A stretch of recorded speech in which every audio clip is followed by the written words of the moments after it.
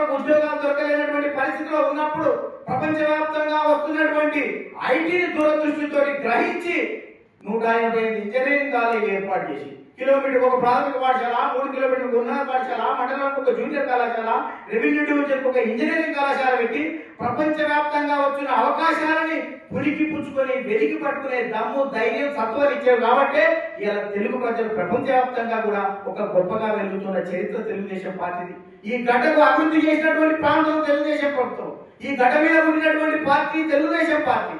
గతంలో అన్నగారు ఉన్నప్పుడు గ్రామాలకు మౌలిక సౌకర్యాలు ఇచ్చాడు, ప్రజలకు సంక్షేమ ఫలాలు ఇచ్చాడు, ప్రజలకు రాజకీయ చైతన్యం ఇచ్చాడు, బలహీన వర్గాలకు రాజకీయ జీవితం ఇచ్చాడు. ఇవాళ మీరు ప్రశ్నించేటువంటి తత్వాన్ని అవాళ స్వర్గీయ నందమూరి తారక రామారావు మనకు నేర్పించాడు.